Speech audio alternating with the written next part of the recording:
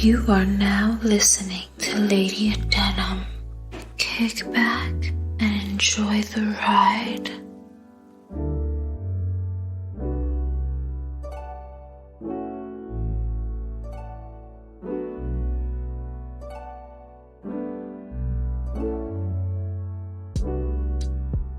Welcome, ladies and gentlemen. This is your host, Lady Adenum, and today's topic we're going to be talking about depression awareness. You stare at the person in the mirror and you don't recognize who they are. You keep touching your own face and tracing every outline of it, but still, you can't seem to grab a hold of who that person in the mirror is. There is always some flaw.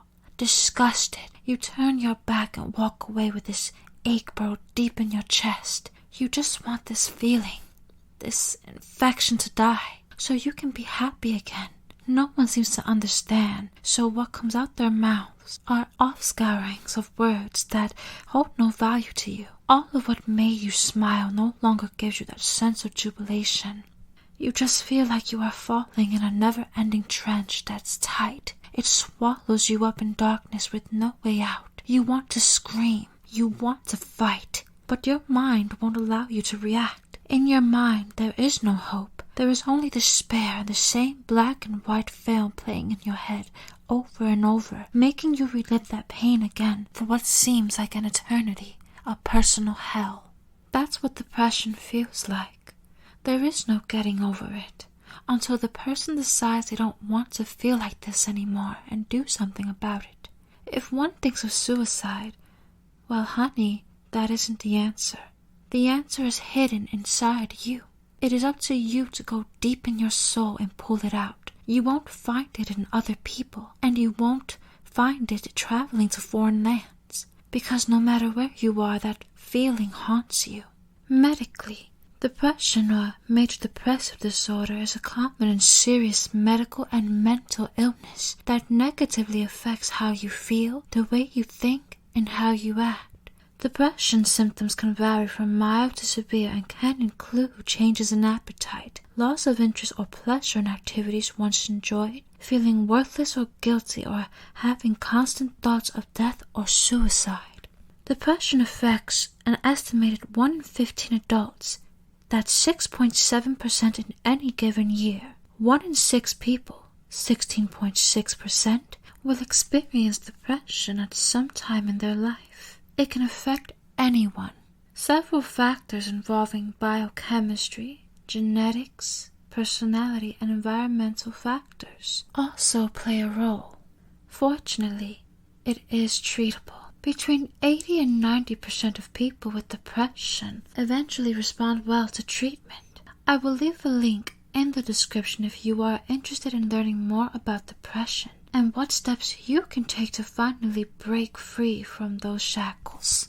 I loathe condescending, insensitive clods that think depression isn't real and people are just looking for sympathy or pretending. I don't understand why someone would fake being miserable to the point they don't want to shower or get out of bed, let alone live.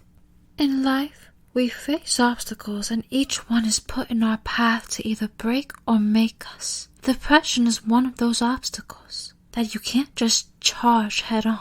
It's almost like mental gymnastics. People who tell you to get over it will never understand your pain and should be avoided at all costs. Try and uplift yourself by saying, I can do this, and with each small step, change will come. Believe in yourself. Think of depression and your will to live as fire. Depression being the fire that will destroy you, and your will to live being the fire that will fuel you. Which one will you breathe life into?